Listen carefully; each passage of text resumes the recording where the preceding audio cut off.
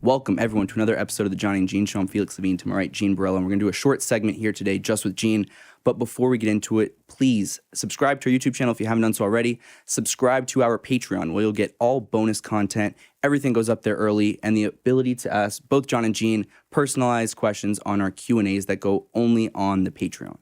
I also want to give a big shout out to Dr. Kramer at www.cannabisexamny.com.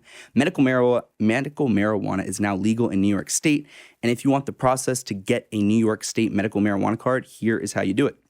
Go to www.cannabisexamny.com today. And if you have some of the conditions like arthritis, ALS, PTSD, epilepsy, cancer, HIV, AIDS, you may be able to qualify.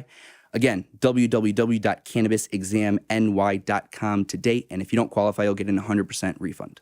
Now, Gene, Pete Tuccio has been in the news lately. Let's talk about it. So, I know you had a couple things to say. So yeah. So Pete Tuccio used to work for me when he was younger. He was a kid trying to come up, kind of like a lost soul, trying to get down with anybody. His father was a retired cop. His sister's married to a cop. His mom's a good woman. He just wanted to be down, get involved with these guys, with us, actually. I got the tattoo on Murtha. He asked me if he could get it. I says, you want to get it? I says, go get it. Everybody's making fun of him for getting it. He was just trying to be accepted. And I feel kind of responsible for this kid because, I had him selling fake pills to people in Long Island. I was trying to, schooling him like Vinny Asaro always taught me, I want to make sure when I die that this always goes on in this life. Keep recruiting. So I just always kept recruiting. And, I grabbed him up at a young age and I had him doing things for me and everything. And what I'm trying to explain to everyone is that this kid doesn't realize that he's about to get 120 months right now for an arson. And the only reason why he's getting 120 months right now for an arson is because he's pouting around, taking pictures with Jerry Molino, looking cool, putting mock neck turtlenecks on, playing dress up. And he doesn't realize that he's burying himself. Nobody gets 120 months for a fucking arson. I know guys that shot guys and didn't get 10 years. They're only doing this to him because how the government works is like this. They're like, all right, look at this little peon. Okay, he's a nothing. We don't care about him. But we're going to put pressure on this kid because he got what we want. They want Joey Molino like they want John Gotti. So they're thinking in their brain, does this kid know things about Jerry Molino? Can he give us Philadelphia mob guys? There's only 5 guys left in the whole family. Can we get the rest of them from this kid? So what they're doing is they're going over the guidelines. They're going to cream this kid. They might even give him more than 10 years because the federal judge could go over 10 years just to get the information from this kid that they want. He's taking pictures of this kid over the internet. So what they're doing is just going to apply pressure on him because even if you're sentenced in the feds, it doesn't mean that it's over for you. They have a thing called the Rule 35. It's cooperation after sentencing. So basically, even if he gets 10 years, 15 years, whatever he gets, he could just wake up one day in that cell and go, you know what? I did some crimes for this guy. I'm going to call the government. And that's it. He gets a Rule 35. He cooperates and he can still get out in jail. This kid doesn't understand how much trouble he's in right now. And like I said, I feel responsible for him because he looked up to me. I got him involved. He was trying to hang out. I taught him the way. I kept telling him people don't respect violence. He was just looking to get down with anybody. He was trying to hang out with Mike Palmacio. I remember his father came to Ronnie G's house, says, I don't want my son hanging out with this jerk off. Can you take him, please? We're laughing. I says, what do you mean? He goes, if he's going to hang out, I want him hanging out with you guys. He ain't hanging out with this clown. So, we had his son around. And honestly, it's like, I really feel bad for the kid. That's really what I'm doing this for. I'm not to knock the kid or make fun of the kid. It's that I really feel bad for him because he doesn't really know. Never did 1 day in jail before. He's walking into a 10-year bid. How old is he? He's 25 years old. Oh, gee. And you picked him up when? 18 years old. He was hanging out with us. 19 years old. Kid. So he was just trying to be down. He wanted to be accepted. You know what I mean? The kid was looking to do anything and everything. And I could relate to that because I was once that kid. You know what I mean? Trying to do anything and everything to be a part. And now he just doesn't understand about him pouting around, hanging out with these mob bosses or whatever he's hanging out with. He actually hurt himself. His co-defendant got 2 years. I think the other kid got probation. And he's the one over the internet talking crazy and saying these things, and they're just going to make an example out of him. And it's not just to make an example out of him, it's because they want information. They don't give a fuck about Pete Tuccio. They care about the guys that he's in the pictures with. So even if you think guys think Pete Tuccio, oh, he's gone 10 years, it's called a Rule 35. All he has to do is wake up one day and say, you know what, I don't want to do this 10 years or 12 years, contact the prosecutor, and they'll gladly give him a deal. Because he has an arson case. It's not even heard of to get 10 years for an arson. My co-defendant, Little Gotti, who did an arson with me, right? Me and him and Fat Matt, my other co-defendant, they were my guys. I had all the young kids with me. They all looked up to me. I had all of them. So Vinny and Sarah sent me to blow up a car that cut him off on the road. He showed me where it was. I recruited my guys. I took Little Gotti with me because nobody liked the Gottis, obviously, in Howard Beach, except for me. I liked the little grandson. He was like my little guy. So I grabbed him up. I took him with me and the kid Fat Matt, and we went to go blow the car up. As we're setting the car on fire, a cop caught us doing it. We were on a high-speed chase with the cops across from Broad Channel, over into Ozone Park, getting away. You know, I got away. I made Little Gotti stop. I tuck and rolled out the car, and the cops chased me on the one cop. We got lucky because there was only one cop in the car. So he thought I probably had a weapon on me, and he chased me with the car. I got them away. So So this kid was in a high-speed chase from the cops, tons of selling drugs. He had an oxy case, got caught selling all kinds of drugs, and he got like 7 years. With the arson case, with a bank robbery, and this kid's getting 10 years for one arson. So what's the current state of Pete Tuccio right now, though? He's about to get sentenced to 120 months. Wow.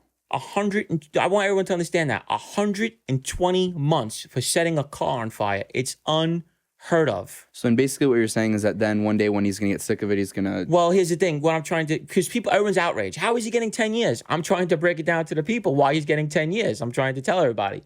They don't care about Pete Tuccio. He's a nothing. He's a nobody. He's a little nothing. He's nobody. But to them, the FBI, they think of a bigger picture. They say, okay, we got this little fly, but he could give us this big guy right here. He's in pictures with Joey Molino all the time. So he just beat a big case, Joey Molino, because something happened when he was supposed to go away forever, and he only ended up doing 2 years. So they're like, all right, this kid could probably give us Joey Molino or these Gambino guys or his uncle Joey Cafe, who's a little crazy guy. But could he really get... They don't know. They're willing to take that chance. What is it that he could tell or say? It don't matter. It doesn't matter to them. It's like if we could get an indictment on these powerful people, we don't care. As long as he can lock these guys up, this kid is nothing. We'll give him time. He's a kid that if he cooperated, he wouldn't do 1 day in jail. He don't have no crimes. Bro, I admitted to 1,000 violent crimes. I did 5 years, bro. 5.5 years. He would not do anything. He would do probation.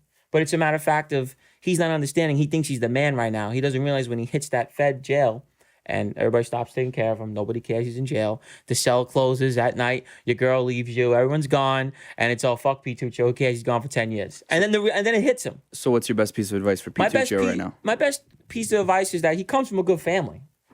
This kid was just a black sheep like myself. I relate to him. I brought this kid around, kind of. He hung out with us originally. He got beat up by my crew later on. The kid was just trying to be accepted. He would do anything I tell him to do. I had him selling fake pills all over Long Island. You know, the kid was just trying to be down. I feel bad in a way. You know, he's trying to impress people, and he hurt himself. You know, he thinks taking pictures with Joey looks cool, you know, playing dress up. And, you know, it's just, he's not a gangster. That's what it is. He's just not. He's just not a gangster. That's not his life. He's not supposed to be in that life. You know? So basically, I mean, he's 25 now. He'll go to jail and then, you know, on 10 years, he'll do 9. But like I said, they could give him more than 10. I think the federal judge can go over the guidelines. I don't think they have to stay with the guidelines. You know, and like I said, I don't know if they're going to do that.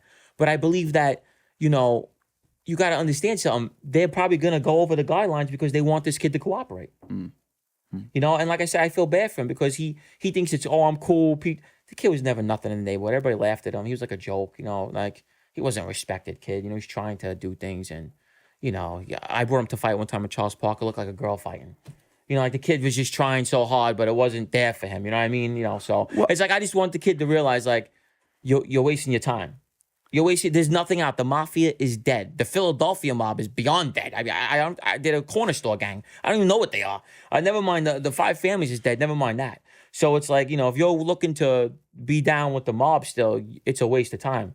Well, I think also the ultimate message, and again, something that we go back to every time when we're doing these shows, is how to stray away from that life if you're either in it or if you're thinking about getting in it. And I think something that you said earlier about being the black sheep of your family was quite interesting, because I'm sure that there are a lot of people out there that that resonates with, where they feel like their family's going one way and you're going another way. How do you, for the kids out there that, you know, might be at risk, who are thinking, okay, I would love to be in those pictures with Joy Merlino or some of those mob bosses, Right. but, you know, Well, that was my downfall. Right, I so- wanted to stay next to Vinny and Saro. So he had 24-hour surveillance on him. The guy was part of Lufthansa heist. So it's like, I put a big bullseye on my back. And now it's like, well, who's this kid hanging out with this big-time guy? Oh. That's it. Boom. Now they focus on you. So That's it. how, if you could have told the Pete Tuccio at 18 again, if you could go back and do it Right. on Stay Away, what do you Now, say to him? I would tell him, go get a city job. Go into the union. Go do something else. You're going to lose everything. Once you go into jail, that's it. It's over, you know? That's it. 10 years is a lot for your first bid. You see me, I worked my way up. I started off small. He's just hitting, boom, 10-piece. That's a lot to start off with. Guys usually start off with 3 years, 6 months. They, you know, get your feet wet. You know, I mean, you're starting off with just a straight 10-piece. And you're convinced that he's gonna do. I mean, I'm not convinced. I'm just saying, like, he's never been jail. Like I said, he could prove everybody wrong. I think he's going to cooperate. Yeah, I don't think he's doing 10 years. I don't think if the judge could go over that. If he goes over that, thank God you don't have to go to Rikers Island. He'd be running to the gate in 90 days. Thank God he's going to the feds. He had to go what I had to go through. He'd be knocking on, help, get me out of here. You know, thank God he's going to the Camp Cupcake. Because if he's going to the real joints, let me tell you something, he would not survive. So like I said, I hope he really realizes that, you know, him taking pictures with all these guys really just got him more time. That's all it did. That's all it did was get him more time. All right. Well, And that's all I got to say. there you have it, Gene Borrello. All right. They can follow you where? Gene, on my Instagram at Gene Borrello. You can message me, ask me anything. You know, I answer everybody. And that's all I got to say. All right. And you can find me on at Felix.Levine on Instagram. And of course, John at True John Alite on Instagram as well. Thank you guys.